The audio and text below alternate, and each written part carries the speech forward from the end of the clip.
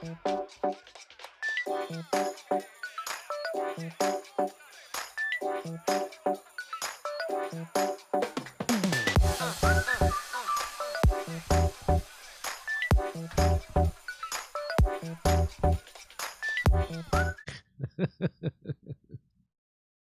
fun and games.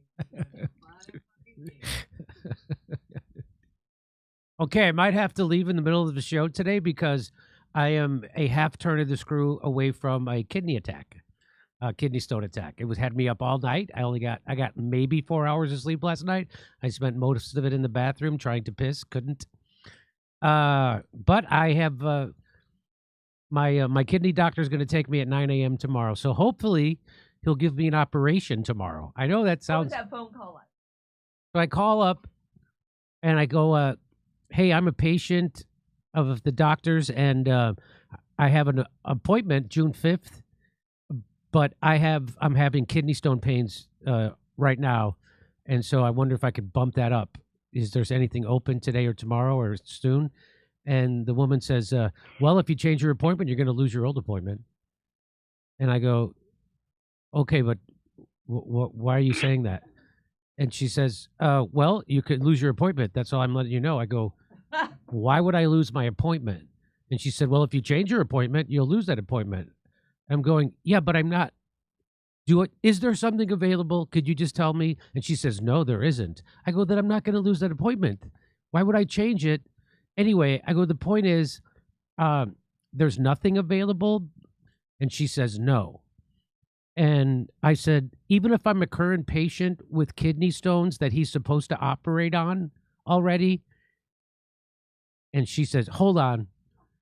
And she puts me on hold for 2 minutes and comes back and says, all right, what's your name? And I go, James Dore. What's your date of birth? Okay, I give her my date of birth. She goes, can you be here tomorrow at 9? I go, yes. And what I wanted to say, but since I'm doing my Jungian stuff, I'm supposed to integrate my wild masculine shadow side with my feeling anima so I don't cause more problems. So I didn't say, well, so you were fucking lying then about that? Because there actually is an appointment exactly at 9 o'clock in the morning tomorrow. I didn't say that. I just said, hey, I really appreciate you. Thank you for doing that. And I hung up. Oh. But what the fuck? Anyway, so it's happening. It's happening again. And I want to get the operation done today or tomorrow or Wednesday so I could go to, I'm supposed to be in Tulsa and Oklahoma City Saturday and Sunday. And then the next weekend I'll be in Atlanta and Raleigh. Go to jimmydore.com for a link for tickets, you motherfuckers. Anyway. Anyway, so here we are. I'm here with the world's premier voice impressionist, Mike McCrae. Mike McCrae is here. That's my name. You got it, buddy. Mike, I hope you feel better. I hope this gets rectified quickly. I'm thinking that, Mike, we should maybe start every show with a call from you from now on. So instead of doing 2 calls a week, we do 3. I know that would require a bump up in pay. I understand this. Are you open? Oh, okay. Well, we could talk about that. Okay. All right. All right. What do you get? 100,000 a year now? I just bump it up to what? 120. Anyway, sounds good. See, that's me doing comedy. That's me being the court jester, as Zach Galifianakis would say. Okay. Oh, Mike, we got a Zach Galifianakis segment coming up. You do not want to miss it. It's better than my Bill Maher. About what? His show? No, about what he said about Theo Vaughn and Joe Rogan not being the court jester to Trump and J.D. Vance. Oh, okay. Yeah, I think I saw him. Because if there's anybody who speaks truth to power, it's Zach Galifianakis. That's true. I mean, his show is hilarious, and Zach Galifianakis is fucking hilarious. And but he's one of those guys who doesn't know what he doesn't know. He doesn't know that he doesn't know anything. And so, and when he had a chance to speak truth to power to Barack Obama, Hillary Clinton, he didn't. And I'm going to show you that today. So anyway, I don't want to give away too much of the segment that's coming up directly after our sketches, our little skits together. Our spiels. Our spiel. Yeah. Okay, ready? Let's just jump right into it. Wait a minute. I have to. The people who are watching live, they're the best fans, and they get the most out of this show. And the people who are premium members, because then they get this part too. So the people who aren't premium members, they just get the clips after they're edited. They don't get this kind of stuff. And this is the kind of stuff that is so important I cut it out. Anyway, again, I just can't stop today. I cannot stop. Ready? And hey, this is Jimmy. Who's this? Hey, Jimmy, this is Vice President J.D. Vance. Hello, Mr. Vice President. Good to hear from you. Well, it's always a pleasure to talk to you too, Jimmy. I thoroughly enjoy the opportunities we have to converse and exchange ideas in a civil manner. Why are you talking like that? Oh, I'm sorry. I'm practicing. For what? Well, pretty soon Donald Trump is going on his big visit to China, the first since 2017. It's a whole big profile deal, but that means I'll be the man of the house while he's gone. And the house in question is being the White. Therefore, I'm practicing being all stately and presidential. Like Donald Trump is? Exactly. So go ahead and ask me anything. Okay, tell me more about this China trip. Jimmy, I'm glad you asked that question. President Trump has ardently asserted that... You don't need to talk like that way with me. Oh, okay.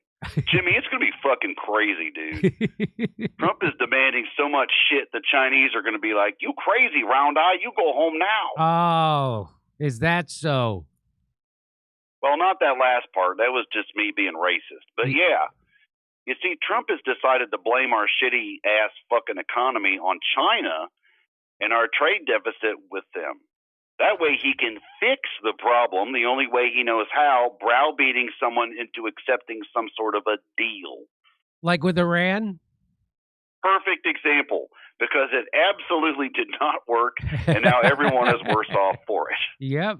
But this is going to go even worse because China, more than anyone else, understands and knows how to deal with Donald Trump. How so?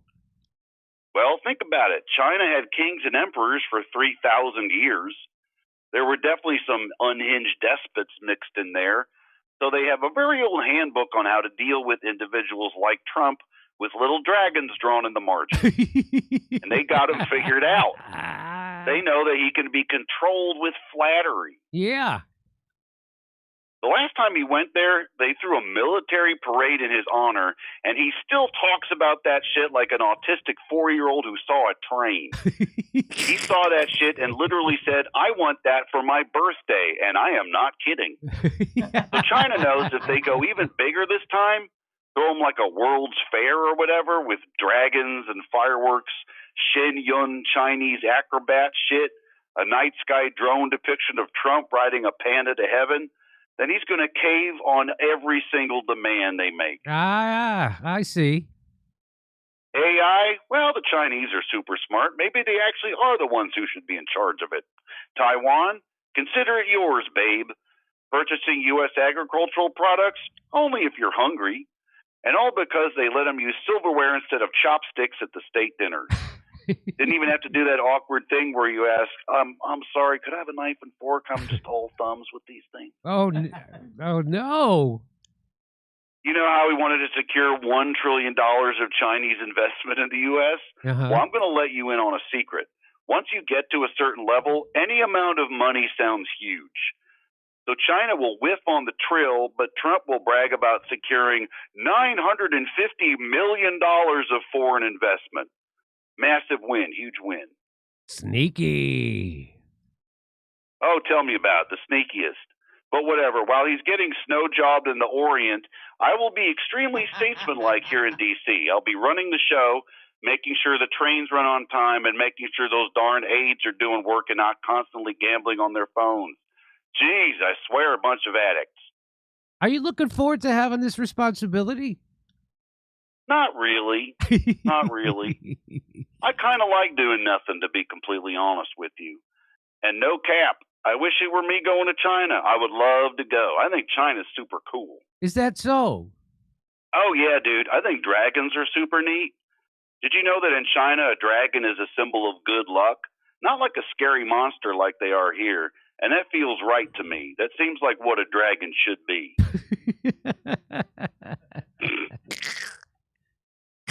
Uh-huh. China's way cooler than India. India sucks.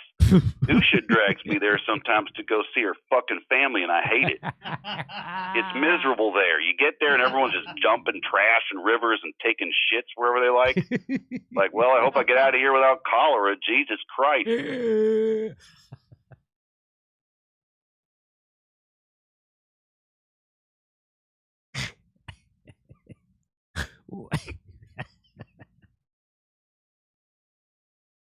What do dragons represent in India? They don't even have dragons. That's how much India sucks, dude. They have like elephants. And I'm like, those already exist. Elephants represent elephants, you morons. Okay. Well, I should probably go. We just insulted 1 billion people. That's a little rich even for my blood. I said good things about China, though, so it should really even itself out. Always a pleasure, Jimmy. And then until next time, ni hao ma, bitches. What does Niama mean? It means hello. Oh, okay. All right, brother. Oh, that's a great call. Nice job. Thank you. Okay.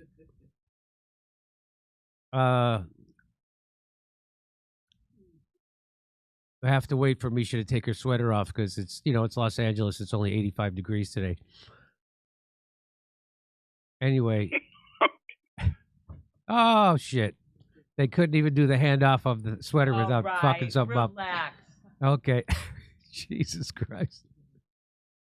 2 chicks, 1 brain. That's what we call it. Anyway. Oh, my goodness. I can turn live stream. Okay, ready? Are you ready? Hey, this is Jimmy. Who's this? Hey, man, it's Jeff Bridges. Ah, friend of the show, Bridges. Jeff Bridges. How are you, Jeff? Yeah, I'm doing pretty far out, man. How about yourself? Doing great, Jeff. What's on your mind? Now, I'll tell you what's on my mind. What's with this fucking boat, man? What boat? The boat where everyone has this rat disease that kills people? Hanta? Well, why are they... Why don't they just blow it the fuck up? Just to be safe? Well, Jeff, that would probably be a giant overreaction. Well, I don't want that shit, that rat shit. Keep the rat virus at sea, man, until the whole thing, blows over. So you just keep people afloat on an ocean indefinitely? I mean, they're on a cruise, man. It's not like they're in a fucking dinghy. They have shows and shit, buffets with crab legs.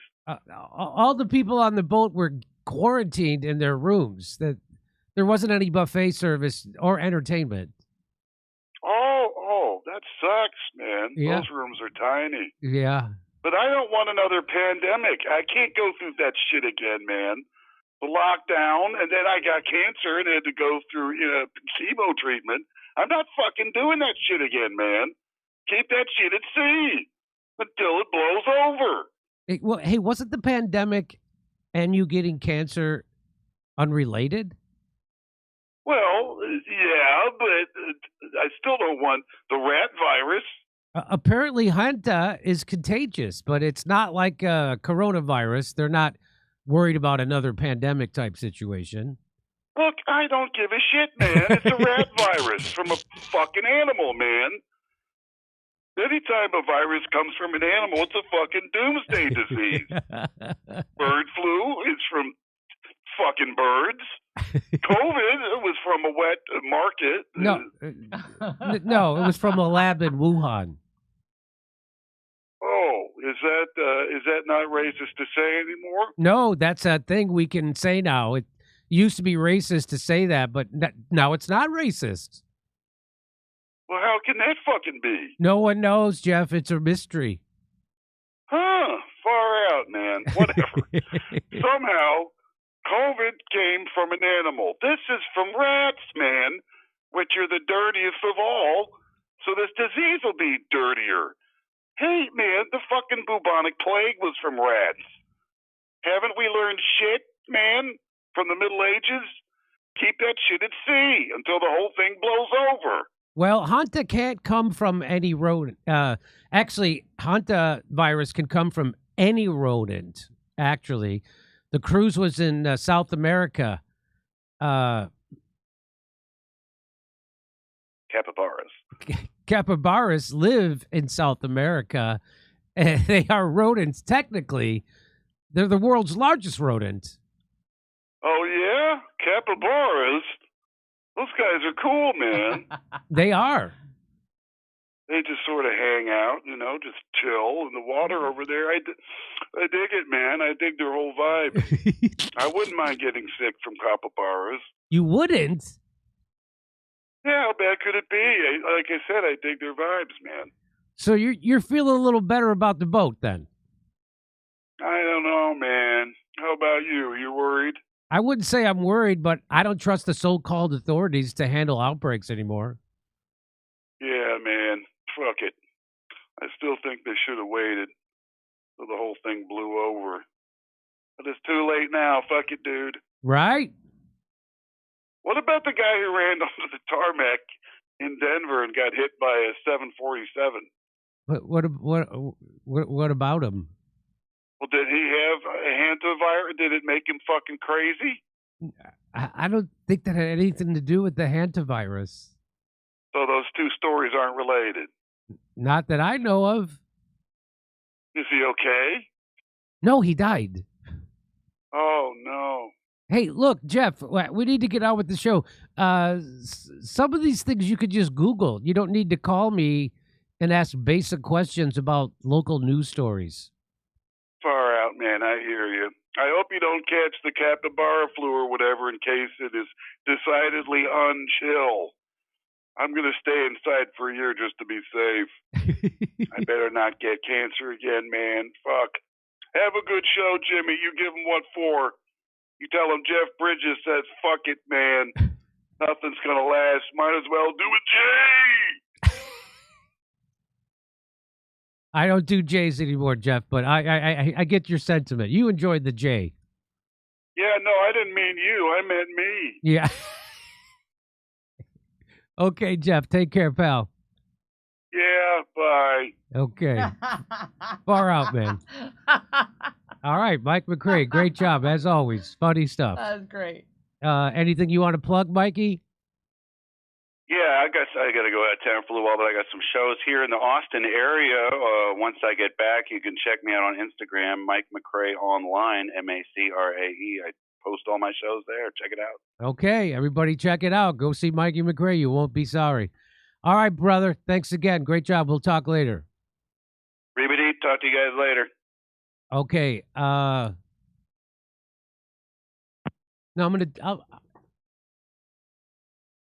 yeah. All right, let's take a break. We'll be right back. Hey, Maria Morero was born in 1907. When horses still shared the streets with cars, she lived through 2 world wars, the Spanish Civil War, and the rise of the internet. When she passed away in August of 2024 at 117 years old, she was the world's oldest person. After her death, researchers examined something remarkable. Her gut microbiome was remarkably diverse in beneficial bacteria. When scientists studied other similar people, they found similar patterns, greater microbial diversity, and stronger gut balance, traits linked to immune health, heart health, and even brain health. Your gut microbiome isn't just about digestion. It reflects how well your body adapts and functions over time. When your gut stays diverse and supported, you gain strength instead of losing it as the years add up. That's why Maria's story matters. Longevity isn't one miracle solution. It's about daily habits that nourish your internal environment. Consuming kimchi is the strongest and simplest way to help replenish beneficial bacteria and maintain microbial balance. That's why Brightcore created Kimchi One, delivering the benefits of fermented kimchi in a convenient capsule form to help restore your gut's natural balance every day. Today, you can get an exclusive offer by clicking the link below for 25% off your entire order. For an even better deal, call my friends at Brightcore for up to 50% off your order and free shipping. Give them a call now at 888-253-0418.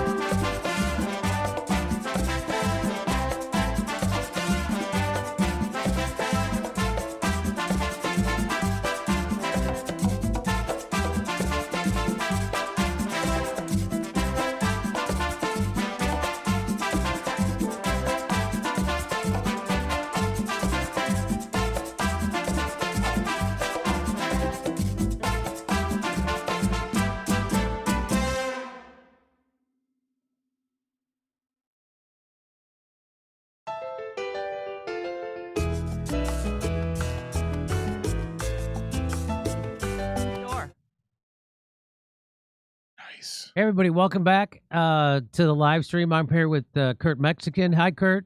Hey, Jimmy. Kurt has got many podcasts happening.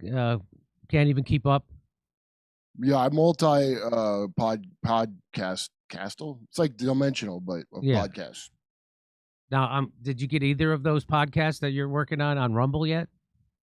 No. Well, my regular one I have not put on Rumble, but I have to because I'm knocked off of. Yeah, I know. So, but whatever. Yeah. You'll get to it this year, next year, whenever.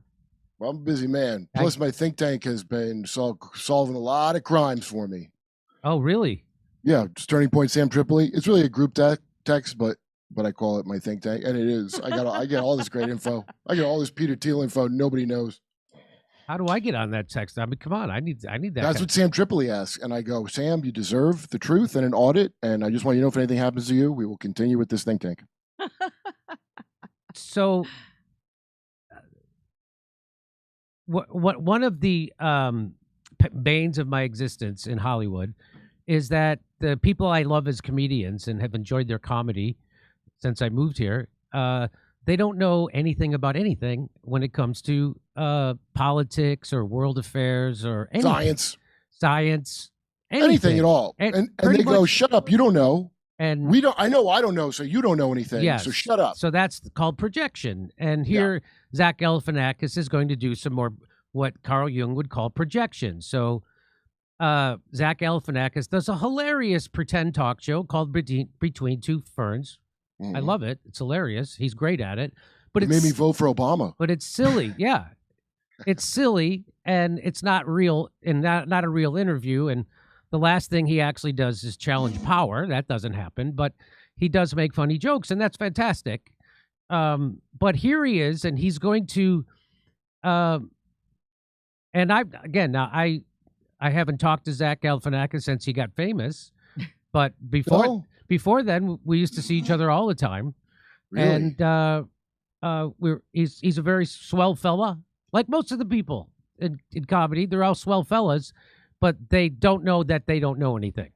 And right. And this will be abundantly clear in this segment. So Zach Galifianakis went and took he's half right in this clip, but it amounts to nothing more than a cheap shot where he exposes his shadow side that he's projecting onto people like Theo Vaughn and Joe Rogan, right? And what do I mean by that? Well, let's play the video, and then I'll tell you what I mean by that. The podcasters that have had the president on now, they don't do their court gesture. They don't. So he's talking about when Joe Rogan and Theo Vaughn bring on presidential candidates. I don't. And here's what he says about it. The podcasters that have had the president on now, they don't do their court gesture. They don't do it. They just they suck up to him. Yeah. So the comedians Yep. that are podcasters that have had Trump on, they're not doing their job. Yeah. Yeah. That's not the job of a comedian. You are to challenge. Yeah. You are to make uncomfortable. You're not to sit. And Zach is right. That is not the job of a comedian. The job of a comedian, as far as I can tell in Hollywood, is to suck up to big pharma, repeat propaganda, and gender bullshit. Do not challenge that, Jimmy. Do not challenge Big Pharma because I'm on a lot of pills. Don't ever challenge Big Pharma. Don't challenge the Ukraine war. Don't challenge Russiagate. Don't challenge the Seth Rich murder. Don't challenge the Syrian war. Don't even say anything about the genocide that Kamala Harris and Joe Biden were funding right in front of your face. Don't say anything about how the Democrats haven't had a primary in 3 election cycles. The first 2 were rigged, and the last one they didn't even bother to have. So we didn't have anybody to choose from to vote for. You're mad about a podcast. You're not complaining about the whole thing? So, again, where is your critique of that? It's nowhere to be found. But he is mad at podcasters who do serious shows. Anyway, so let's start it from the top. At least get that right, Zach. The podcasters that have had the president on now, they don't do their court gesture. They don't do it. They just they suck up to him. Yeah. So the comedians Yep. that are podcasters that have had Trump on, they're not doing their job. Yeah. Yeah. That's not the job of a comedian. You are to challenge. Yeah. You are to make uncomfortable. You're not to sit there and fake laugh. Yep. That is not the job of the court jester. Yeah. Period. So there is a difference. Somebody yesterday was talking to me about that, about, political influence through. It wasn't me. because if it was me talking to him the day before about that, I would have straightened him out so he didn't come on and say a bunch of stupid shit right now. But here we go. Comedy and all that stuff. I'm more interested in the comedy first. Me too. You know. Yeah. No, And whatever their motive is, fine. But the comedy has to come first. I remember when I interviewed Hillary Clinton, and I could tell she didn't want to be there, and I totally get that. I get it.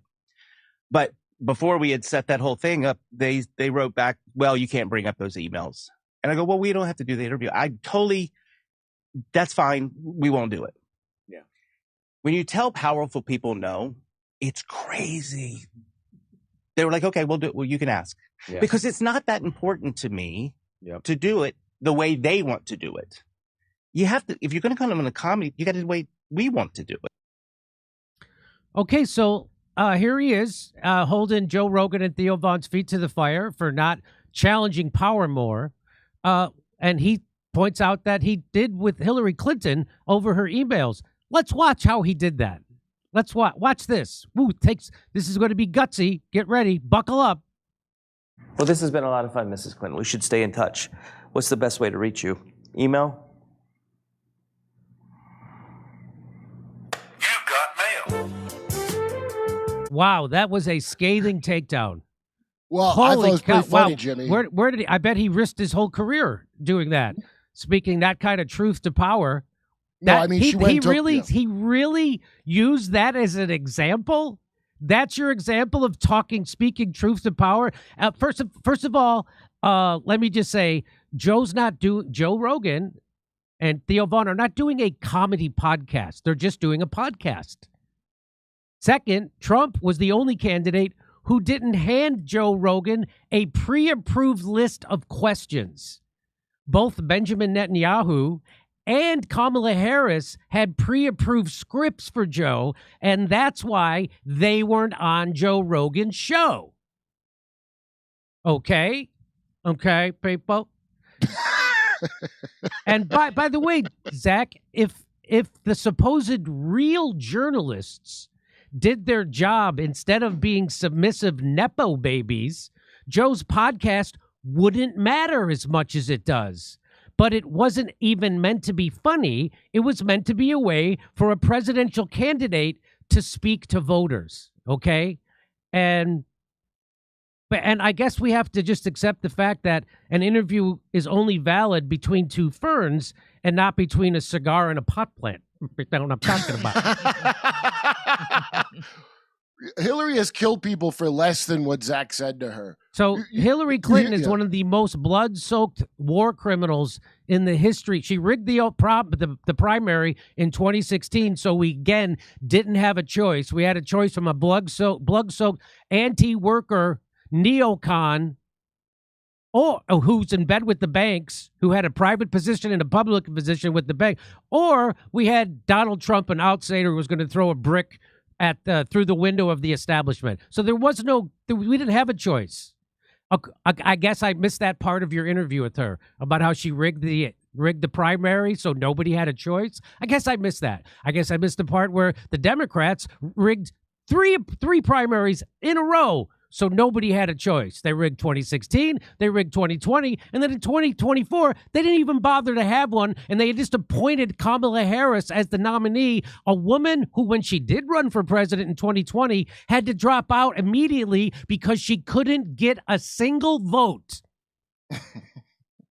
And that's who our nominee was, and that's who we were left to vote for. And then she wouldn't go on Joe Rogan's show without a pre-approved set of questions. So when Joe Rogan said no to power, like you wanted him to, they didn't buckle. They buckled to you because they knew you weren't going to actually challenge them, and you didn't.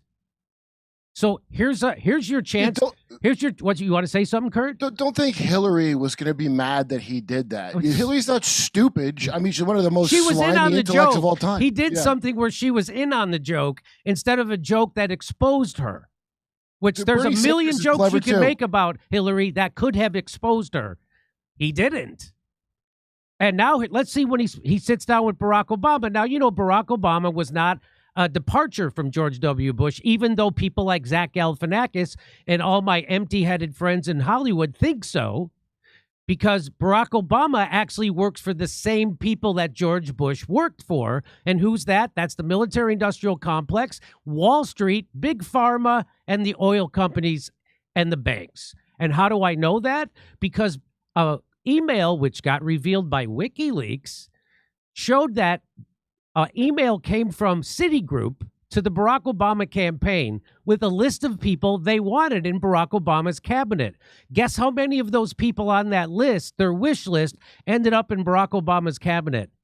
Every single one of them. Now, I know that Zach doesn't know that, so I guess you can't hold him accountable for it, but you can bring it up when he says stuff like that, which is nothing but projection from his unconscious, his shadow self, the part of him that he doesn't want to recognize that he's actually afraid to speak truth to power, which is why he never did, which is why he never ever questioned the establishment over the biggest, most horrible thing ever done to America, which was the COVID narrative, which was invented by Dr. Fauci. And nobody ever cares about that. And in fact, by the way, do you know what the death rate from that? Because I know you don't know, Zach. The death rate from COVID was 0.04%. And Bill Gates even realized and admitted that it wasn't deadly. It was just like the flu, and it only affected old people. But yet we had mandated, like Nazis, mandated experimental medical treatments that people were forced to take by the Biden administration, or they couldn't go to work. They couldn't travel, they couldn't go to eat, and they couldn't go to school. But I know you don't know that, which is why I'm telling you that, because that part of you lives in your shadow, and then you project it, that part that's afraid to challenge power, and then you hate that part of yourself. So as Carl Jung has taught us, you projected it onto Joe Rogan, and you projected it onto Theo Vaughn, because you don't actually do that. I'm not saying you have to do that. I'm saying that I love the show you do. I love that you're silly with Pollitt Perry, the most powerful people in the world. But you can't then be silly without ever challenging them, and then say that crap with, again, empty-headed Conan O'Brien pretending that he does that. Because I'm going to show you in a second that he sucked up to the biggest genocidal maniac, murderer, genocider in the history of the world, maybe since Hitler. And I'm going to show you that in a second, but let's take a look at this is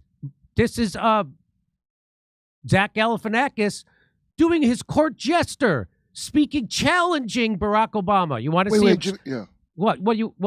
First of all, I'm not the court jester, Zach. I got fired from that position. I don't give a fuck about the court. I'm not in royalty like all these people are.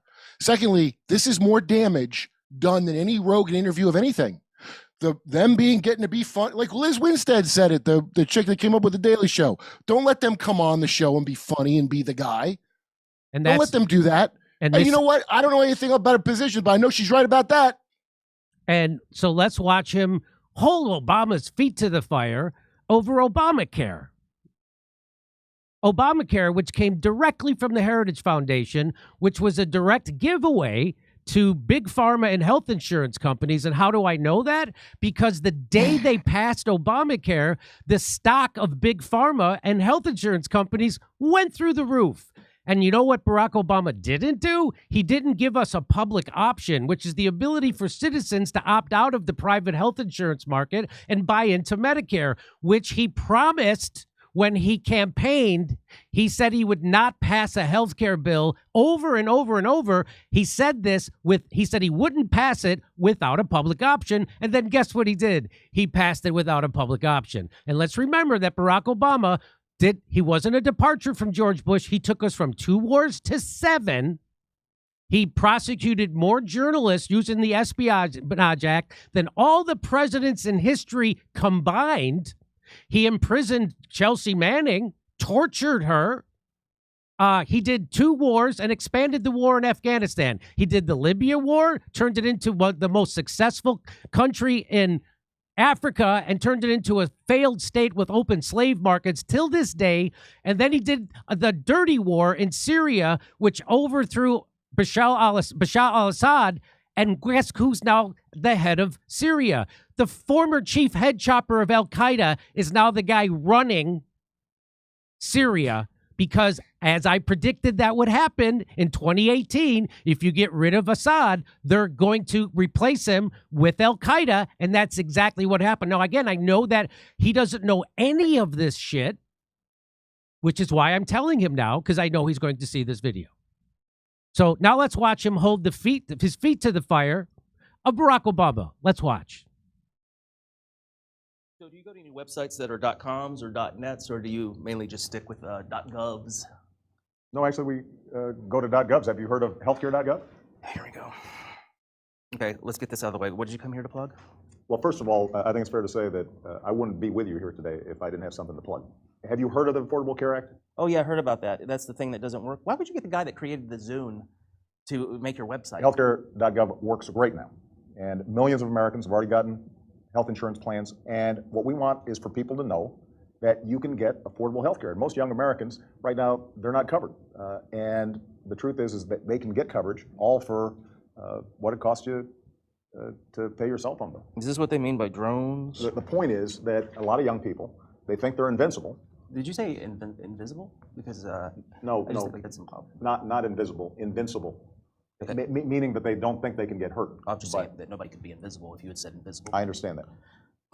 If they get that health insurance, it can really make a big difference, and they've got till March 31st to sign up. I don't have a computer, so how does... Well, then you can call 1-800-318-2596.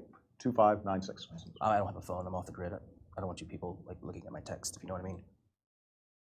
So that's him absolutely not holding power accountable.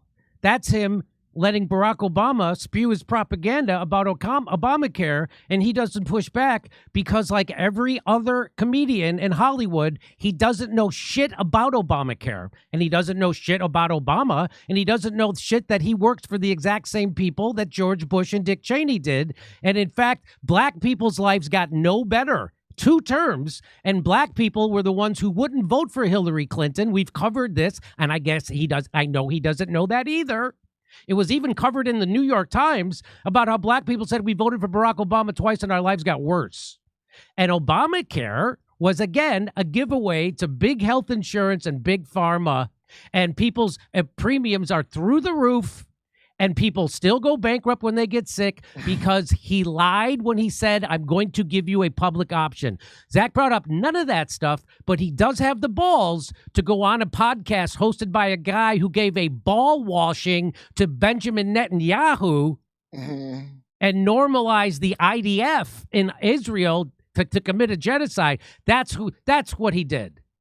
So the guy who begged Rick Reiner, begged everyone not to call 911 for his holiday party with the Reiner boy. So, here's the question that he was too off limits for Zach to. Even Barack Obama's staff wanted Zach to ask this question, and it was too off limits for him. Let's listen. There's waiters and his staff. So he's at the White House. Zach is at the White House. There's waiters and his staff were around. I was getting ready to go interview the president. And on the menu, they brought the dessert menu around. There was a thing on the menu called Chocolate Freedom. Mm-hmm. So I say to them, not trying to be funny, you guys call the president this, right? Yeah.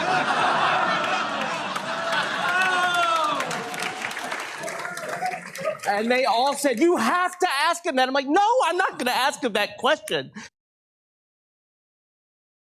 You wouldn't ask him that question? That's hilarious. His whole staff wanted you to ask him it.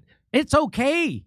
So that's how afraid Zach is to actually hold power accountable. He wouldn't even ask him that silly little question. And what he basically did was a ball washing, a tongue bath of Barack Obama, letting him spew his propaganda, and actually propped up Barack Obama and Obamacare instead of exposing what Obamacare really was, which was a failure. And by the way, Chocolate Freedom, doesn't that sound like what Bill Maher asked his hooker to give him? That's his trans hooker that wait, maybe the only comedian in Hollywood who knows less about current events and actual politicians is Bill Maher. So yeah, you still not Bill Marlowe. You're right. Bill Maher is a lower standard. Yeah. So I just wanted to say that. And I'm not saying Zach Galifianakis is a bad guy. I always loved Zach. I still love his comedy, but it hurts so much to see comedians who I thoroughly enjoy their comedy betray comedy. And almost all of them betrayed comedy during COVID, and they made fun of people who didn't want to take an experimental medical treatment with no long-term studies that was super unnecessary, which caused way more adverse events than all the vaccines combined before it. He also doesn't know that because he doesn't get his news from anywhere else except CNN and MSNBC and the New York Times and the Washington Post, just like Bill Maher. So if you don't know that the death rate from COVID, which was invented by Dr. Fauci, and he lied about it twice to Congress, and then Biden gave him a blanket pardon going back to 2014 because the gain of function research was outlawed. So he had to do it through a CIA cutout called Echo Health Alliance. I know you don't know any of this shit, which is okay that you don't know it, but it's not okay for you to pretend like you're the truth teller and that you actually hold power accountable, because you don't. Nobody in Hollywood does that. You know who does it? People at this show. I did it, and now nobody in Hollywood talks to me anymore because I told the truth about Ukraine. I told the truth about the Russiagate. I told the truth about Seth Rich, about Hillary Clinton rigging the elections. I told the truth about COVID.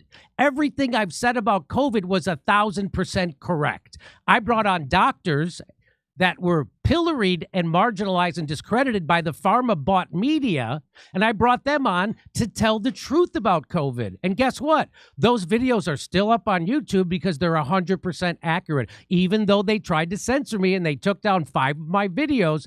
And now guess what YouTube did, Zach? They reinstated all those videos because now everybody admits that what I was saying at the time was the truth. So they tried to end my career on YouTube. They tried to end my whole company, right? I have 8 people working for me. They tried to end the whole thing. But I told the truth anyway. And people like you listen to propaganda and then stop talking to people like me and disparage me behind my back. That's what happens because you are know-nothing, empty-headed, go-along suck-ups who would never do anything that would risk your position in Hollywood. Doesn't make you a bad guy, but it does make you an asshole hypocrite when you try to come after Joe Rogan, who also stuck his neck out and told the truth about COVID, so much so that CNN painted and colored his skin green when he got COVID to try to discredit him. You still don't know that ivermectin actually treated COVID, do you? You don't know. You don't know that there's hundreds of studies that says ivermectin treated COVID.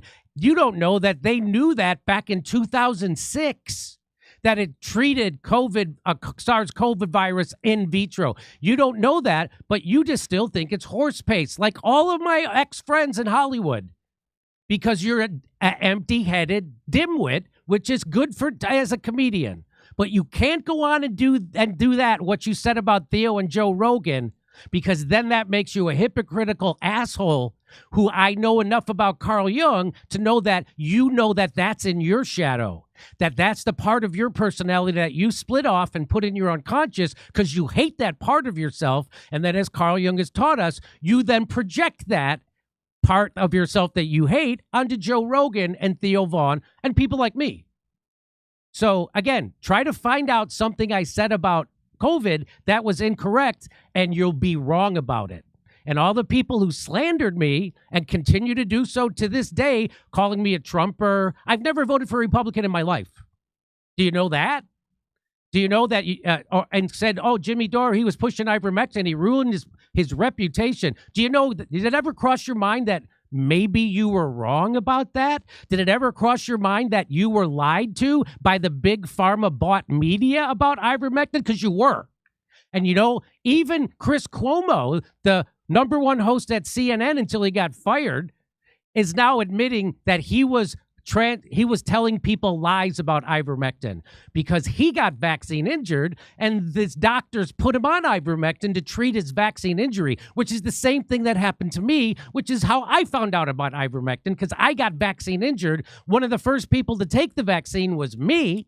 And then I got vaccine injured, and then they gave me ivermectin, and I said, hey, it's in this horse paste. And they said, no, Jimmy, this is actually a Nobel Prize winning medicine. It's on the WHO's list of essential medicines, and that it's been prescribed billions of times, and it saved billions of lives. And guess what? They all take ivermectin in Africa, and who had the lowest rates of death from COVID? Africa.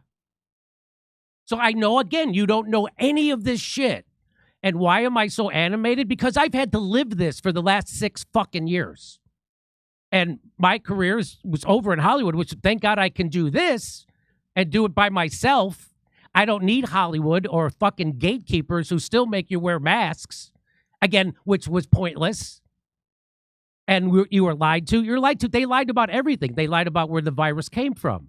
They lied about that Fauci funded the creation of the virus. They lied about how deadly the virus was. They lied about masks. They lied about herd immunity. They lied about natural immunity. They lied about the vaccine stopping transmission. They lied about the vaccine stopping contraction. They lied about social distancing. They lied about lockdowns. They lied about keeping your kids out of school. There wasn't a goddamn thing they did. They lied about how toxic the COVID vaccine was, and you still don't know how toxic it was. You still don't even know what the term excess death means. You still don't know that. You still don't know that they rigged all the COVID data about how many people were dying from COVID and how many people were unvaccinated who died from it and how many people were vaccinated who died from. You still don't know any of that stuff because they were all lies, and you're an incurious, empty-headed Hollywood fuckface. But you're, and again, that part of you that wants to challenge power and wants to challenge the establishment, including the worst part of the establishment, which is the Hollywood establishment, you still don't have the balls to do that. So you split that off from your conscious your conscious mind, and you put it in your unconscious mind, and then you project it on other people, which is exactly what you're doing. And I know you don't know anything about Carl Jung, and you don't know anything about projection or the unconscious, and that's why I'm explaining it to you once again. So most of my favorite comedians, it's not just you, Zach. I'm still going to enjoy your comedy. I'm still going to enjoy your movies because you are absolutely hilarious. And all with some of my best friends, the biggest names in comedy, betrayed themselves and betrayed their audiences when they told people, don't do your own research. You're advocating for people to stay ignorant and trust the man on the TV, which is the opposite.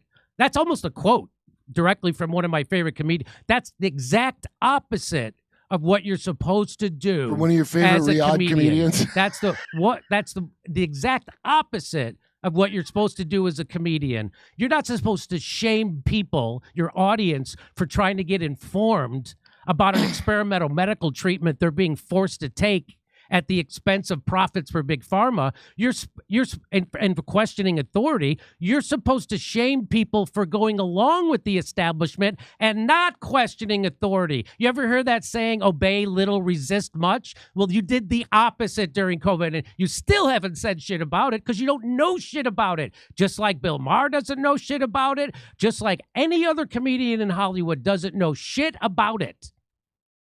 Okay. So now, go ahead, he's Kurt. a bad guy. He's not a good guy. I'm going to tell you why. He's got a Netflix show about organic gardening and how you got to eat you got to eat garden food, and that's the future, blah, blah, blah. If you know about that, dickhead, you should know about this other stuff. People who if you know about the poison in the food that only rich people could afford not to eat, you should know about the other stuff. People like Neil Young went from doing protests against GMO in our foods to taking his music off Spotify because Joe Rogan was telling the truth about a big pharma scam that was poisoning people called the COVID vax. Yeah, because deep down, they're nobles in their heart. You know what I mean? Deep down, they hate the peasants, and anything that the peasants like is bad. They don't even consider Rogan a comedian, so why are you complaining about his comedy? They don't even. That's exactly what a great point. You guys don't even call him a comedian. So really, he just platformed him. Well, the guy was running for president and he won. And if you think it's because Joe Rogan let him speak on a podcast, I'm like, I don't even know I don't think I can explain to you why you're an idiot. The reason why, and they have no idea. Michael Moore knows why Donald Trump got elected the first time. He'll never say it again, but he gave a speech where he said the reason why people were working class people were willing, people who voted for Bernie Sanders in the primary then voted for Trump. And the reason why they were willing to do that was because of the failures of the Democratic Party. They had voted Democrat, especially black people, voted for Barack Obama twice, and their lives kept getting worse, and they kept breaking their promise. They won't give us health care. They won't give us Medicare for all like the rest of the goddamn world. They won't give us a minimum wage. Joe Biden crushed union strikes, the railroad strike. Joe Biden also forced an experimental medical treatment on people, which is Nazi shit. That is fascism, Nazi shit. But of course, they don't know anything about it. So now let's keep going. Now we're going to get into the Conan O'Brien part of this, and Conan O'Brien, who I have to admit up front, I don't like. I like Zach. I don't like Conan O'Brien. More of a Yale than a Harvard guy. Comedians who come from Harvard or Yale, I don't like them. And I come from the streets. My dad was a cop and a bricklayer. I was a bricklayer. I worked as a mason, and then I got into comedy.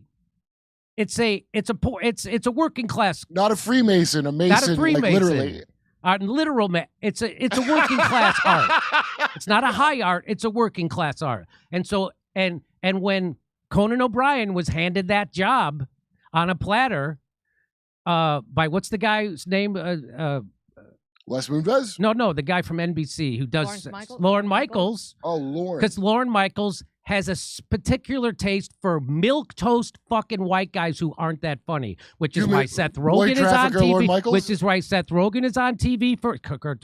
Which is why Seth Rogen is on TV forever. Which is why Jimmy Fallon is on TV forever, and which is why Conan was on TV forever until Seth Meyers. Until they. What did I say? Seth Rogen. I meant Seth Meyers. Which is why Conan was on TV for 20 years until actually he got a platform with a big audience and they realized nobody likes this guy. Nobody watched because he's not funny. And so that's my position. I know I'm in the minority in Hollywood on that, but the fact every comedian will admit this, that Conan O'Brien sucked as an interviewer the first day on the job and he got no better. So, yeah, he had some funny sketches because he had the funniest people in the world writing sketches for him. So here we go. So I just wanted to tell you that up in all, I just want to be transparent. For transparency's sake, I already have a chip on my shoulder about Conan, but you're going to see why it's a well-deserved chip in just a second. Let's watch this.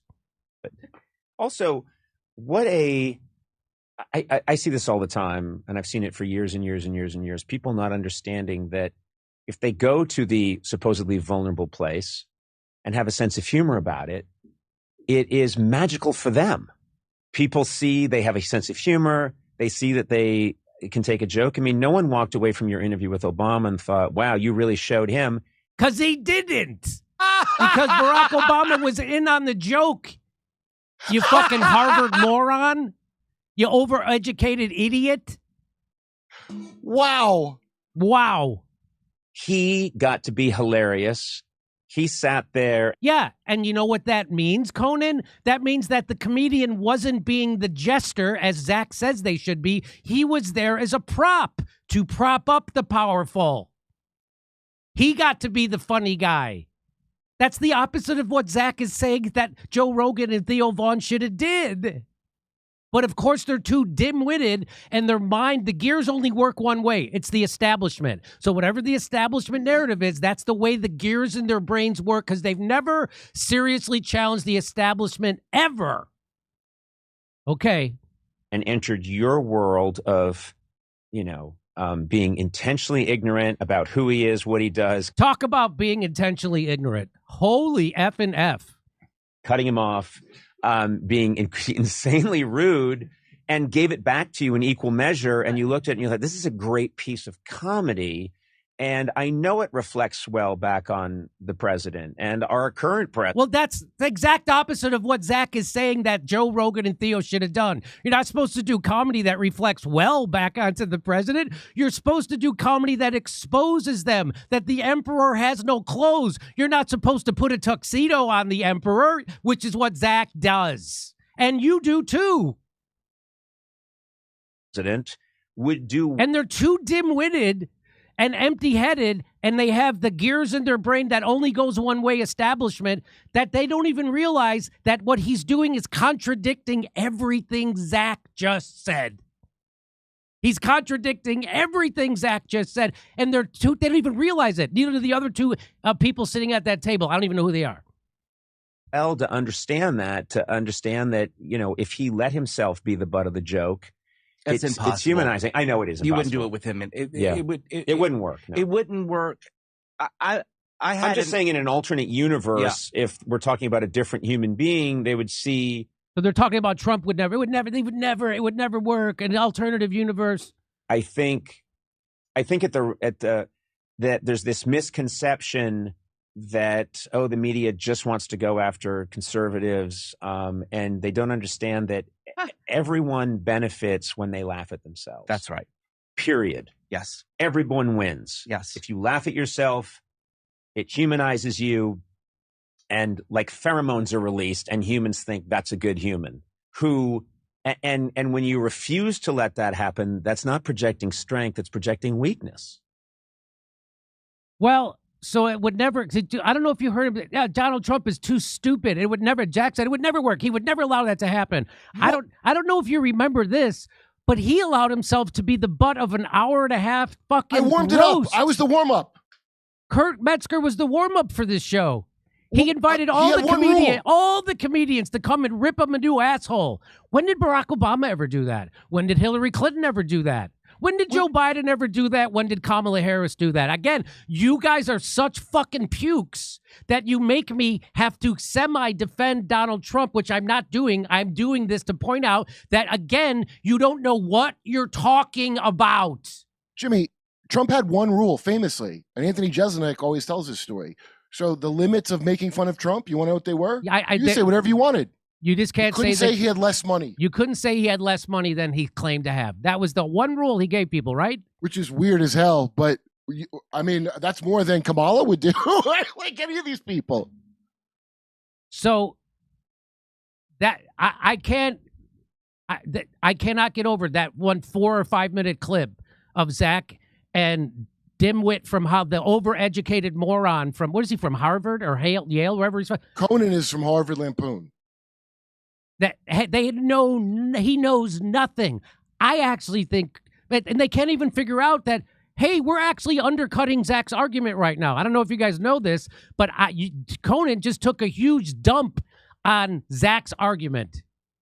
He said that it made his interview with Obama made Obama look better. Do you know that's the exact opposite of what Zach is saying a comedian is supposed to do? Which it is the exact opposite. Now I'm going to get to... No, go ahead, Kurt. You want to say something? But they would never, to some maniac feminist or some gender nonsense, they would never dare ever say anything. And do you think that might have counted more than Joe's interview? Maybe because David Cross cannot even win a debate against Bill Maher because his thing was, well, maybe we should transition a 3-year-old. Does that sum it up right there? David Cross also made fun of people who questioned Big Pharma. I mean, the exact opposite of what comedians are supposed to be doing. They betrayed not only themselves, but their audience and comedy. And so you want to hear the truth about Conan O'Brien? Here's the truth about Conan O'Brien. He went to Israel to do a puff piece on the genocidal state of Israel and the genocidal maniac, the biggest murderer of children since Hitler, Benjamin Netanyahu. And guess who called him out on it? Zach, did you know this? Did you know the guy you're fucking talking to went and did a tongue bath to a genocidal maniac who murders children on the regular? Guess who called him out? Israel newspapers called him out. Yeah. Israeli newspapers called him out. This is Haaretz. In Israel, Conan O'Brien became a patsy for Netanyahu's propaganda. Whoa. And again, I just want to remind everybody, Joe Rogan and Theo, it's not a comedy podcast. Trump was the only candidate who didn't have a list of approved questions. Journalists are supposed to be doing that job, but they aren't. Okay, so here, this is from Haaretz. This is from a Jewish newspaper in Israel. They say the best publicity you get for free. And Israel sure got a ton of free publicity over the past week from none other than Conan O'Brien, who has been filming a Conan in Israel special for his show. Using Facebook Live, Snapchat, Instagram, and YouTube, O'Brien has broadcast his trip nonstop.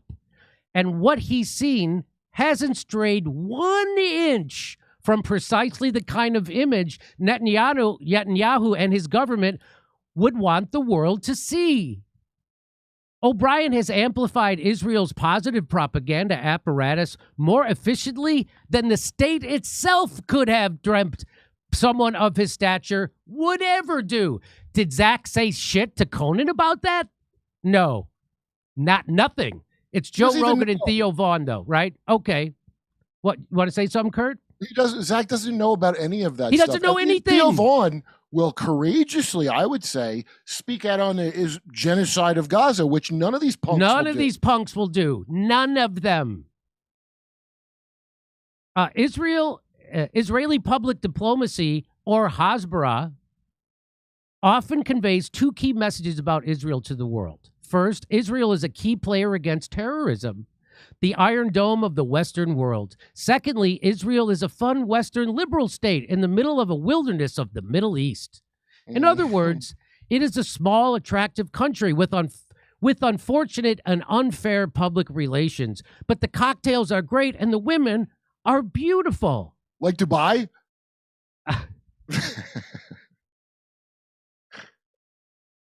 Both elements are very much present in O'Brien's social media tour of Israel. He sampled Tel Aviv's craziest drink, visited the offices of the startup nation's most recent big success, the navigation app Waze, talked about Israel's beautiful women and buff men, and even did a 50-minute-long Facebook Live broadcast from an IDF training session with an all-female unit. Wow. Hey, Conan, did you get to slaughter innocent Gazans on your class trip? Did they nickname you Conan the Actual Barbarian? Here's part of it. Here's a picture of him. Like Jon Stewart. Hey, today I had my butt kicked by women of the IDF. That's me in the middle. Ha, Really? ha, ha, ha, ha, ha. I thought the son would have done it because he's one of nature's clowns, the ginger. So let's watch. Let's watch just a little snippet of it. Ladies, the point of this exercise is to see if... Wait a minute. Hang on. Ladies, the point of this exercise... is to prove that I don't have a soul. To prove that I don't have a conscience, and to prove that I'm willing to prop up a genocidal regime who is the cancer of the world because I am from Harvard and I actually lack balls and courage. That's what the point of this is. But this is what he says it is. Ladies, the point of this exercise is to see if I am fit for the Israeli army. Is that correct? Yes. I have quick moves. Would any of that be good in a fight? Fight with clowns. I'm a mess. What do you mean I'm a mess? You're supposed to build up my confidence, not say I'm a mess. You know, if a battle started now, I would be all day putting on... If a battle started now, you'd be with them slaughtering children. This knee pad. I'll be right there. You got him. Almost there. Hold on. Almost there, and the battle's over. The battle's over. Let's be honest, I look like a chef. All right. What do I do? Let's remember, he's in a country. People will say, yeah, but Jimmy, they didn't do the genocide until after he did this video. They were already slaughtering Palestinians on the regular. The whole country was based on a Nakba, which is a slaughter, a genocide of the people of Palestine. They kicked almost 1 million people out of their houses, raped, pillaged, and killed them. And the people who did that, who founded Israel, they are now deemed terrorist organizations. And who did that? That's legit. It's founded by terrorists with terrorism, and they've been occupying Palestine for 70 frickin' years and slaughtering them. They're an occupied people. They're the colonial settlers. They're the occupiers. And so just don't give me that shit. This was before. Wait, Jimmy, well, first of all, I don't understand why they act like the female IDF are all tough and shit, because I can tell you from experience, when you meet them here in the States, they act like they didn't do nothing. Yeah, that's right. First, Climbing over a wall? I gotta get over this wall my first shot. Yeah. You know, there is another way. You mind moving aside? This.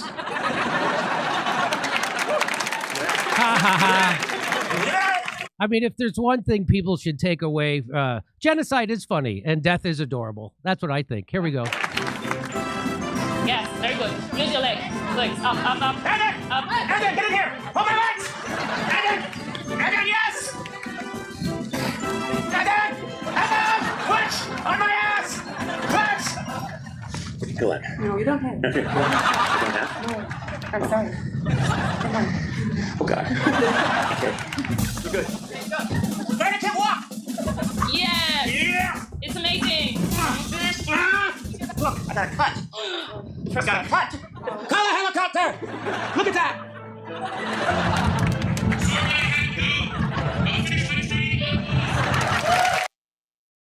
If you're going to kill kids, you really need that much training, Jimmy? Do you really? So here he is. Watch how he makes fun of how much land that Israel has stolen from the Palestinians, but under the guise of making fun of Donald Trump. Watch this. Donald Trump came to Jerusalem, and he was very impressed with Jerusalem. He has a peace plan. Here we go. Donald Trump came to Jerusalem, and he was very impressed with Jerusalem. He has a peace plan, a way to divide up the city that he thinks will bring great peace and harmony. Here's what he wants to do. Right over there, that's going to be a Trump hotel. Best in the world. That's going to be a casino with a hummus fountain. This is a great lazy river for tourists that can float around. And right here, everybody, Muslim, Christian, Jews, will all live together in one condominium on different floors. You think this could work? I love the river. And this, by the way, is real. His face is going to be projected right over that mountain right there. You okay with that? It's going to go up in 6 months, and guess what? Mexico's going to pay for it. This is the Arab. It's true. So you know what? What the? You know what map he didn't show you? The actual map of Palestine, because that was Palestine before they did the Nakba, which was the slaughter of the Palestinians to steal their land. That was it afterwards. That was it in 1967. This is what it looks like today. That's what Palestinians have left from Israel. He didn't show you that, did he? Because he's a guy from Harvard, and he's an establishment puke. That's why. Wow. And then Israelis will show you a map. My friend Rich Voss loves to show a map of tiny Israel. Yeah. It ain't as tiny as the people you took it from, is it? Most of his, so this is back to the Jewish newspaper from Israel. Most of his visit went by without the barest acknowledgement of the political reality there. His two main encounters, broadcasted on Facebook Live with Palestinians, were stereotypical Orientalist encounters, both in marketplaces. In Jerusalem, he was taught how to haggle by the merchants, and in the second, in Bethlehem, was sold a fake hookah and was treated to tea. Wow. When haggling doesn't work, you just send in the bombers and mow the lawn. He doesn't even know what mow the lawn means. And neither does Zach. Even though it's a joke, that sounds like both of them would make it if they... Watching O'Brien, this is from the Jewish newspaper in Israel. Watching O'Brien walking through the streets of Jerusalem's old city, scene of a massive Palestinian protest movement only a month ago, but left unmentioned, was perplexing. He didn't even bring it up. The most politically charged location in the country has suddenly become, through O'Brien's gaze, just like any other Arab market. In his own words, in Marrakesh or in Disney's imaginary, I don't know how to say that, Agrabah? Agrabah? He also visited the Ada refugee camp, from where he shared a photo alongside kids who were not impressed with his show business stories. Their lack of enthusiasm was an eloquent pushback to O'Brien's attempt to turn them into a sycophantic audience and his utter lack of commentary about their lives as refugees. Wait, he went to the camp? Yep. O'Brien's videos not stepping an inch from what you would expect from a full-fledged Hasbara campaign. I think this is him talking. I think there might be a lot of people in the world who would think that that's a very tense place, and it's not the impression that you get. Oh, he's in on it. He's he's duty, in on it. O'Brien told Israeli news anchor woman during his interview last Wednesday. That's very intentional. Of course, you would get a different impression from the Palestinian population. Conan, you're just a useful goy toy to be used like a giant dildo and thrown away when you're no longer needed. O'Brien obligingly sat down with Benjamin Netanyahu and joked around with him about the prime minister's dog. The meeting followed do you want to see that video? I'll show it to you. Here's sit. You must sit. You must sit. There you go. Here's the difference between this dog and an American dog. No American dog is satisfied with a cucumber. They want 2 cucumbers. The reason why that dog is satisfied with the cucumber, Conan, is because that dog knows that BB will take him out back and have him shot if he doesn't behave. He's probably counting his calories to make sure he has just enough not to act up. Just enough. So here, let's get back to... So he obligingly sat down with the prime minister, didn't push back one bit, didn't do any kind of court gesturing that made Benjamin Netanyahu look bad or expose him as the maniac that he is. He doesn't want to die. The meeting followed an Instagram video Netanyahu shared where he welcomed O'Brien. Netanyahu's celebration of O'Brien's visit not only contributes to his social media image as a cool, worldly guy, the same politician who copycats Trump terms like fake news and calls African refugees and asylum seekers infiltrators. That's what Netanyahu does, just like Trump. But serves as proof of Netanyahu's claim that Israel is far from being isolated and that his policies have done no damage to Israel's image in the eyes of the world. I mean, how can you say that after you have someone as famous as O'Brien coming here? Wait, Jimmy, recall Larry Ellison wanted Joe to have Netanyahu on, but Netanyahu had a pre-approved list of shit to say, and so Joe didn't have him on. So there's no way that Conan didn't get a pre-approved list of what they were going to be able... 100% that Conan got a pre-approved list of stuff. What a punk. And what a punk. And Joe Rogan brought on Dave Smith to complete, and other people, and me, and anybody that tells the truth about it, and scumbags. Abby Martin, and all kinds of scholars on how horrible Israel is to blow that shit away. Conan O'Brien never did that, ever. Okay. Or Zach. Here, one thing I can tell you: you think you in Israel, you got problems? It's every day in the United States, O'Brien said in the very same channel too. So Israel's just a sweet little place, just like Benjamin Netanyahu wants you to think.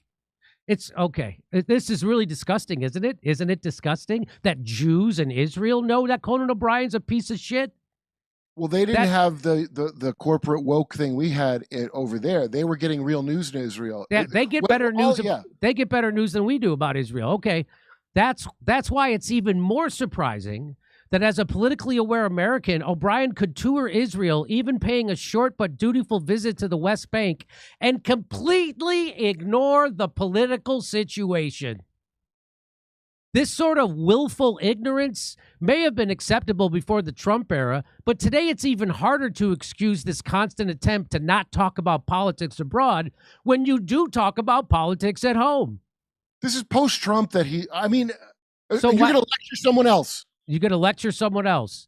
O'Brien's attempt to shut his own eyes and not see the checkpoints he crossed on the way to Bethlehem for what they are, the old city for its volatility or Netanyahu for his dire role in local politics, are even more apparent when you compare it to his critical approach towards Trump. But we live in times where neutrality actually means choosing a side, because O'Brien tries to say, I'm not political, I'm neutral. Well, being neutral, all art is political. By not saying something, you're tacitly propping up the establishment narrative, aren't you? So you have a platform to do something with your art, and you choose not to, which is a tacit endorsement of the status quo.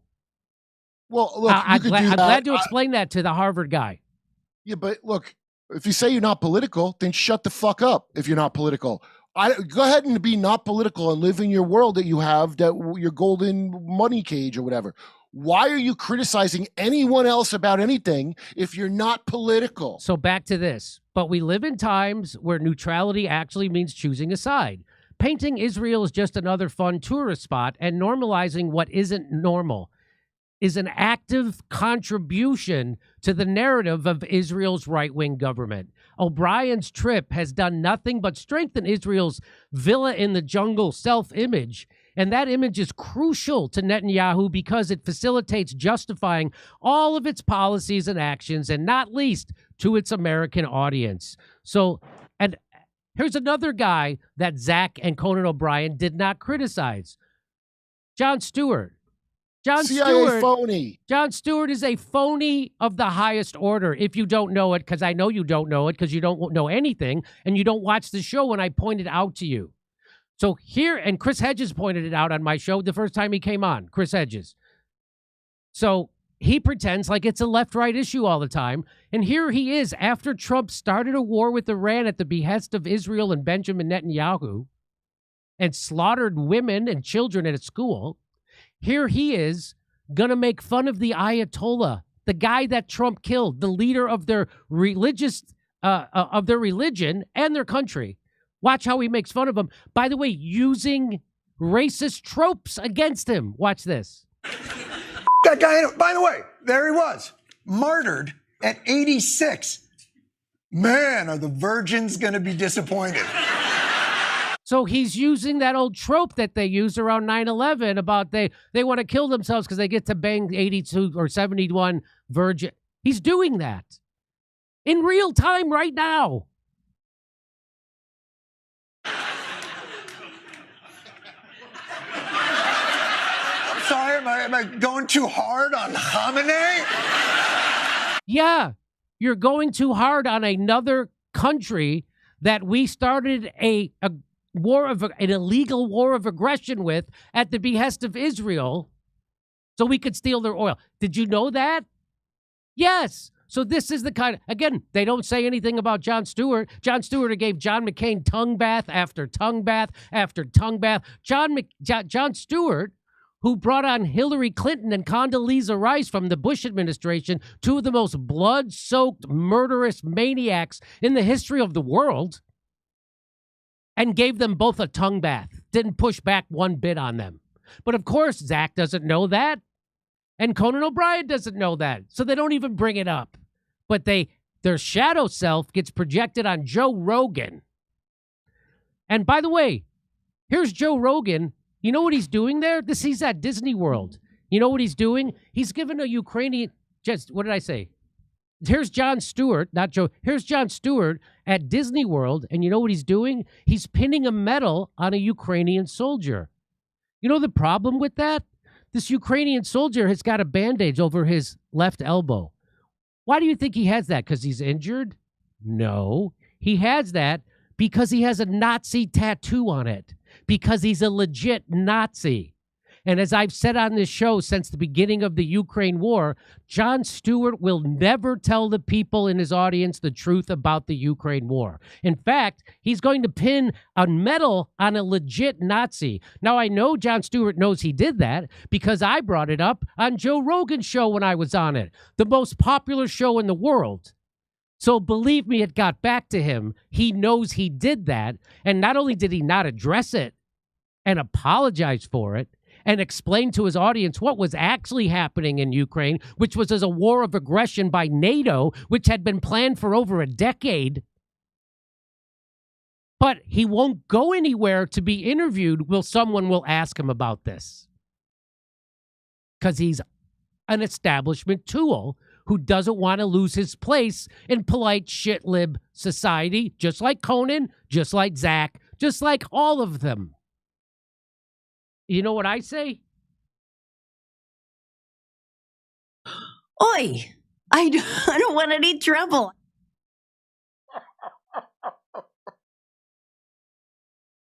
And here, as Wyatt Reed says, From murdering 10 black shoppers in Buffalo to nearly assassinating Argentina's vice president in Buenos Aires, a shocking number of terrorist acts have been carried out globally by violent fascists adorned with Nazi black suns this year. That's what that is, a Nazi black sun on his elbow. Did Jon Stewart realize he was honoring a Nazi last month? The Pentagon recruiting Jon Stewart to publicly honor an open admirer of the Third Reich at Disney World shows just how intertwined the military-industrial complex and the institutions of America's soft power have become. So now you know the rest of the story. Will it make a difference to Zach? No. Will it make a difference to Conan O'Brien? No, it won't. Will I still enjoy Zach's comedy? Yes, I will. Because I'm not going to deprive myself of that, just like I'm not going to deprive myself of enjoying Woody Allen movies because he's the creep that he is. I can separate the artist from the art. I never get the good ones I want of Woody Allen. Sleeper, you can't get online. You got to, like, I don't know, order it. So this took a long time to get through, but it was worth it. And now you know the kind of hellscape that I've been living in since 2016, since I wouldn't vote for a blood-soaked, warmongering, anti-worker tool of Wall Street and the military-industrial complex, Hillary Clinton, who rigged her own primary so we couldn't have a real choice of a populist who cares about health care and workers like Bernie Sanders, and a blood-soaked neocon, Hillary Clinton. We didn't have a choice in 2016. We didn't have a choice in 2020. We didn't have a choice in 2024.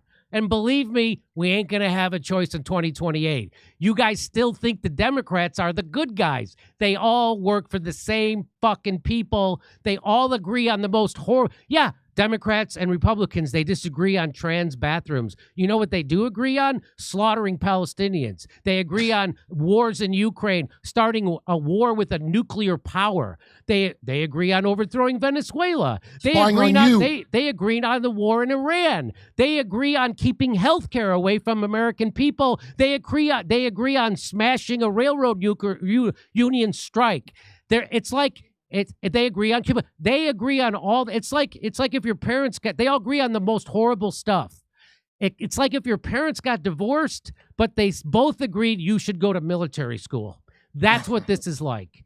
They're divorced, but they all agree on the worst shit. Kurt, you want to say anything to end this?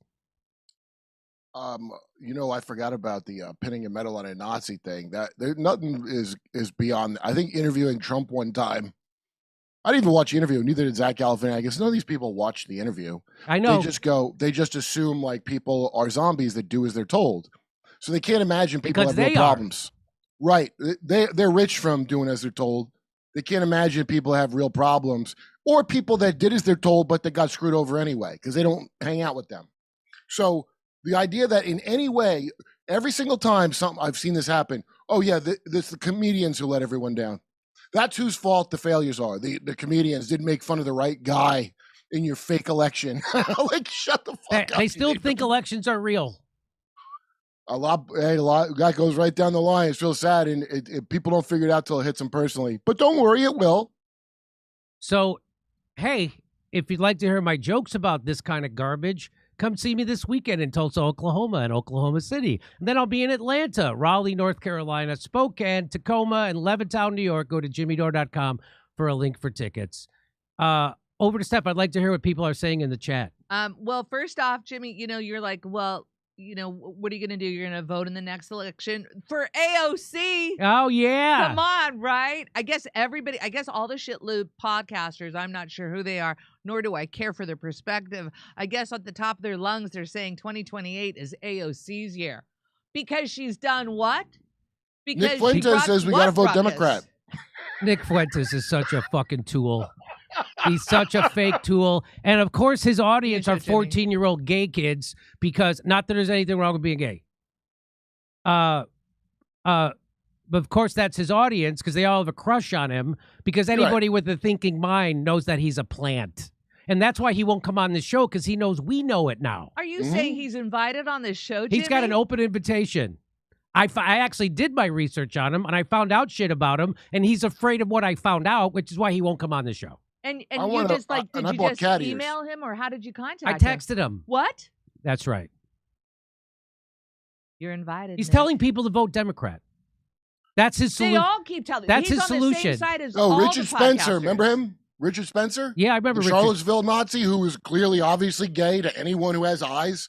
And guess what he said? Vote Democrat at the end. Isn't that weird? Isn't that weird? SB, the Southern Poverty Law Center, had a strategy of tension, paying for Charlottesville That's racist. right. Southern Poverty Law Center paid it for that interesting? that white nationalist riot in Charlottesville. Isn't that interesting? I wonder if that's a regular occurrence, those kind of operations of a strategy of tension wonder. where somebody is a fake Nazi, but they're really just some gay guy. You know, Jimmy, I know you wanted to know, like, what were people saying? Yeah, It what was are like, people there was saying? a lot going back and forth, and like, what's the point? Should I care? I'm not going to vote for Zach. And they were really like, oh, move on. And I was like, what? You're kidding me. You're not getting the point. You're not getting that they're using comedy as a tool to propagandize you. Like, So- they don't get it that you're like supposed to be, oh, it's funny. Oh, this is old. It doesn't matter if it's old. The point is ultimately You better when look you at ha- old shit, stupid. Yeah. It's called history, you dumb shit. You Yeah. better look at it. Why you might would know why what's would going anybody on. why would anyone want to look at history? What are you, dumb? This is why this country's worthless, because But of no, exactly those people, that. those aren't real people. Those are so just like you don't think that Israel is spending $1 billion on Oh, it public is Israel relations. shit, isn't it? You don't think that they have people out Tucker Carlson's chat or our chat or the Gray Zone chat? You don't think they? Of course they do that. They've got bots all over Twitter and Facebook and Instagram. They're everywhere. They're spending that they admit to. They're spending $1 billion. That's Israel themselves. Now, don't talk about AIPAC. Don't talk about the other Jewish coalitions. Don't talk about the Miriam Aid. Don't talk about there's billions of dollars in public relations for it. You don't think that's what that is? That's exactly what that is. Those are I not didn't real. for a second think Those that's are what not it real was. fans of the Jimmy Dore show, because if they were, they wouldn't be saying that stupid shit. That's what that is, Steph. So go ahead. Okay, so someone just said, somebody was saying, you know, Jimmy, that where Fuentes says don't vote for Republicans in the same way that you are saying don't vote for Democrats. No, he says vote Democrats. No, is he's what he saying says. vote for Democrats. Oh, he's saying we got to vote for Democrats. I just watched him say it. Oh, is that his two gay fans? So I went on Tucker Carlson, and I didn't tell people to vote for Republicans. I told people that you have to make the current party in power pay a price for funding a genocide. You have to make them pay a price for that. I didn't say vote Republican. I voted for Dave Chappelle. I did not tell them to do that. But a lot of people say that. Every asswipe in Hollywood says that. Mm-hmm. Why would I go back to the other party that covered it? First of all, fuck Nick for the Epstein thing. He's selling Epstein sweatshirts. Anyone telling you to forget about Epstein is your enemy unless you were stupid or in on it. That's a fact. No one soft sells Epstein unless they are your enemy or they're in on it, which also would make them an enemy. All right. Jamie in Texas says, here's the thing, Jimmy. Jimmy and I agree on very little, like 5% of things, but I love the guy. I could sit with him, take some jokes at my expense and make some jokes at his expense like it used to be. All right, Jamie in Texas. Thanks for that. Before Jimmy transitioned, you mean? Before I transition. City Guy USA said, just want to let you know, Steph, that you need to have a national ID or passport to log on to federal websites. Thank you, City Guy. Did you hear South Korea ordained an AI robot as a Buddhist monk with AI sex robots? You can bang a robot, then ask a robot priest or pastor to forgive your sins afterwards.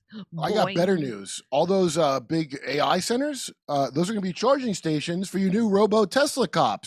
Remember, we defunded the police, and now we're going to do new police because they That's right. can't pay people police. And that's what those centers are for, to charge your robots that are going to control you. Welcome to Watch Fahrenheit what happens. 451. Shimu, it's my favorite comedian, Larry Dore. Thank you, Shimzu.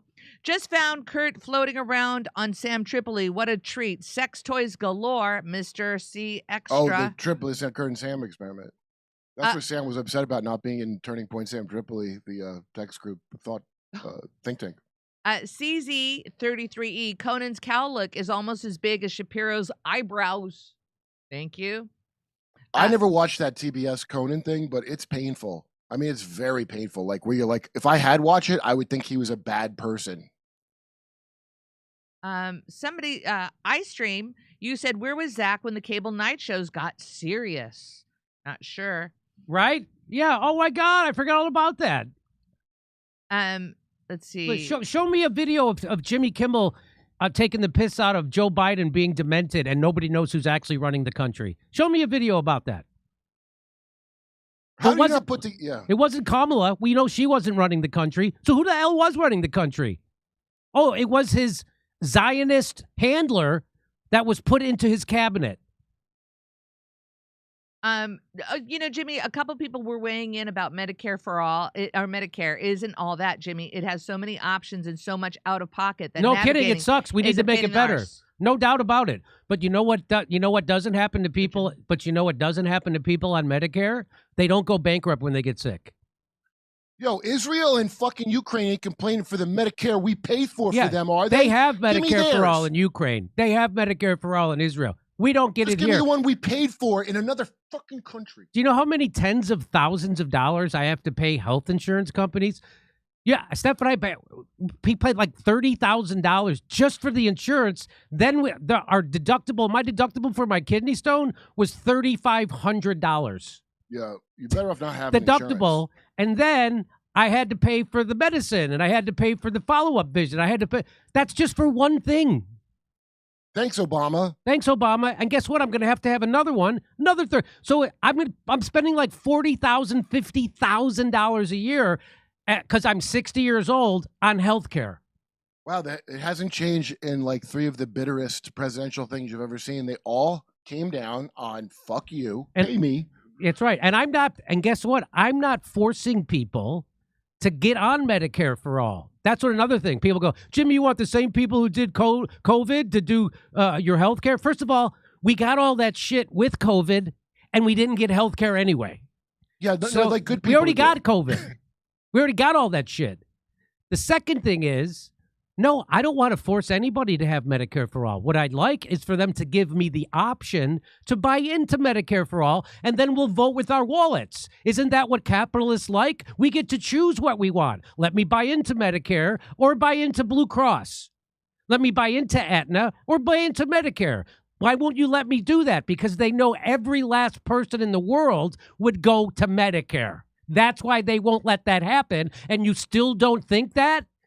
Stop watching Sean Hannity. Well, why does your money always go to another country? Every president, I'm going to do this for you. They don't do it. And then they send you money. We could have healthcare. We could have 20 shitty healthcare programs for the money they've wasted carrying water for oligarchs over. We could just have all like, hey, make one that fails. I don't give a shit. We could have it 5 times over with the money they've spent. Okay, I got to get to the story, Kurt. It's the hantavirus is all the rage. And it's a psyop, just like COVID was. And as Thomas Massey said when he came on the show, this is an IQ test. Just like COVID, just like the COVID vax, just like the lockdowns and masks. And the virus came from a pangolin at a wet market. This is an IQ test. Just like when they said ivermectin, which is a wonder drug, was some kind of poison. This is an IQ test. So watch this. Watch this. So this guy was a big guy on social media telling people to get their boosters. The same man who aggressively pushed the COVID vaccines is now the one standing on the hantavirus cruise ship. No kidding. Reading from a script. Oh, and he did an internship in Jerusalem. Same players, different virus. You still think it's random? Let's watch. Let's get vaccinated. So this is him pushing the vaccine for COVID. Let's get vaccinated. Gorgeous vaccinated girls get boosted. And gorgeous boosted girls get boosted again if you're eligible. That's him. And now let's watch him on the cruise ship. I normally wouldn't make a video like this, but I feel like I need to say something, so I wrote a few things down. I am currently on board the MV Hondius, and what's happening right now is very real for all of us here. We're not just a story. We're not just headlines. We're people with families, with lives, with people waiting for us at home. There's a lot of uncertainty, and that's the hardest part. All we want right now. I haven't seen a fake cry this good since Erica Kirk. Yeah, Here we go. And is he really on that cruise ship? No, is none he? of it's true. He's not a person. He doesn't have a family. He's not on the cruise ship. He's at home, an underground base with lizard people. Let's watch. To feel safe, to have clarity. Okay, you want to know who he is? Yeah. Who he is Jake Rosemarin. He's a freelance photographer. Jake Rosemarin Photography, Emory University, Boston, Massachusetts. But here's the part he doesn't tell you. He was an intern at the Jerusalem Center for Public Affairs from 2016 to from June to August 2016. 3 months, Jerusalem District, Israel. He performed standard research collection and analysis using a variety of online databases, assisted in videography, recording, and editing of interviews and political analysis, responsible for posting and monitoring web articles written by field experts. He did edit out other... Oh, this is Conan O'Brien. Oh, I missed that. So here's his sister. There are no coincidences here. His sister, Rachel Rosemarin, works for a firm that specializes in public health emergency preparedness. They're pushing for the next fake global pandemic to make Big Pharma and themselves more money. Nothing but liars and shill scam artists. She's the managing associate at Recovery Division, Haggerty Consulting, MPH Global Health. So this hantavirus, by the way, is bullshit. Where is the oh my God, where's the thing from? Oh, here it is. Oh, I started at the wrong place. I started. I'm sure Zach Galifianakis will be on top of this story. Yeah. So you remember this? You remember the WHO declares monkeypox spread of a global health emergency? Remember that? Yes. Remember why the latest bird flu case has experts worried about a potential You remember that? And remember, COVID had an infection fatality rate, meaning it was only killed 0.04% of the people. They were telling you it was killing everybody. Is hantavirus the next COVID? Is the U.S. response on point? An outbreak update. Here's another one from Esquire. I really hope this deadly virus doesn't reach America or we're doomed. Surely we can't rely on Secretary Roadkill to protect it. So they're doing it again. They're doing it again. And guess what? Here's Pierre Corey, who treats me and my vaccine injury, a leader in his field for his whole life. And then he told government. And then he told the truth about COVID, and they discredited him. Dr. Pierre Corey exposes the massive media anomaly. Watch this. What actually kind of intrigued me more, I'll tell you about what you said, is a colleague told me that there was like 100,000 articles written around the world on hantavirus in the last couple of days. And that's not typical for a hantavirus outbreak. Certainly there's always attention and people get scared, but like that's the other thing with COVID. It was COVID 24/7. And then when you said in your intro about how it seems to be driven by influencers, I'm sorry if I'm getting too like, I don't know. I actually never want to use the word tin hat because I'm not a tin hat, but these patterns are anomalous. Why with just this little outbreak of a few cases, suddenly like it's consuming the world's media cycle? Like for instance, I'm on talking about it today. It's because it's being driven by something. When he says there was 100,000 articles worldwide, come on, that's an exaggeration. So I asked Grok. Grok said, yeah, tens of thousands of articles. Tens of thousands. Wire services, AP, Reuters, AFP get republished or adapted by thousands of local national papers in affected countries. Non-English coverage in Spanish, Dutch, French, German, Portuguese, multiplies the volume significantly. Not literally every newspaper on earth, but most of them. The WHO, CDC, ECDC alerts made this a must-cover story for most major and mid-tier outlets. And guess what? It's not contagious. Robert Malone, who got everything right about the COVID narrative, everything, he says this: By the way, he's the guy who invented the mRNA platform and then disavowed it. Why? Because it couldn't be used safely. He didn't invent the COVID vax, but he invented the platform that he owns several patents on vaccines. And he said this: your odds of being struck by lightning are more than 7 times greater than getting hantavirus in the United States. About 250 people get struck by lightning each year. There are about 35 cases per year of hantavirus in the USA, with about 12 deaths per year on average. Obviously, hantavirus shouldn't be a big concern for the vast majority of Americans. Jimmy, I got a question. Okay, so that's what I thought, but you keep hearing that there's the Andes variant that can spread. Is that made up? I would hope that it is, but is that made up? I think Jenna just had it. You go ask Grok right now. Well, you have to give Grok you got to write a whole fake personality. Oh, you know what? I have done that. Skip. I'll ask. I normally. You got to give it a whole personality where it doesn't try to So, lie to you. I mean, hantavirus is so serious, Kurt. I'm surprised that nurses aren't rehearsing dance routines right now.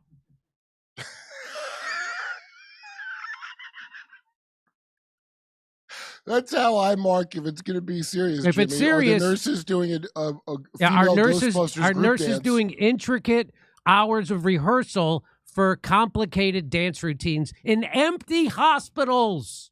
Are the hospitals backed up because you're dancing around like idiots? That this guy says it. He's very fun. This guy says it fun. He is the Daddy Twins. He got it. Let's watch. This hantavirus is no joke. It's coming. You better prepare. Doctors and nurses have been seen all over America practicing their dance moves, getting in coordination, step by step. If you're a doctor or a nurse, don't deny this. Get out there and start practicing your synchronized dancing. That's when America will know how serious this is. If you're a doctor or a nurse out there, you need to get serious about these dance moves right now. Stop what you're doing. Get busy. This is serious. And if you know anything about word origins, you know Hanta, the word comes from scam, nonsense, and bullshit in Hebrew. Be careful. It's getting deadly out there and people are scared. So remember, if you're a doctor out there, do your responsibility and start learning line dancing today because it could save a life. So, Grok told me using my professor. So what did Grok tell you? All right. The hype is the lie. Media and WHO scream outbreak. Wait, hold on. Media and WHO scream outbreak, cruise ship cluster, global monitoring, pandemic potential. Bullshit. This virus and its rare human-to-human transition have been in the literature for decades, first confirmed in 1996 in Chile. It's not new, not efficient, not a variant in the mutant super spreader sense. It's the known strain. Same fear playbook as early COVID or climate models. Take a real but containable thing and amplify it for headlines.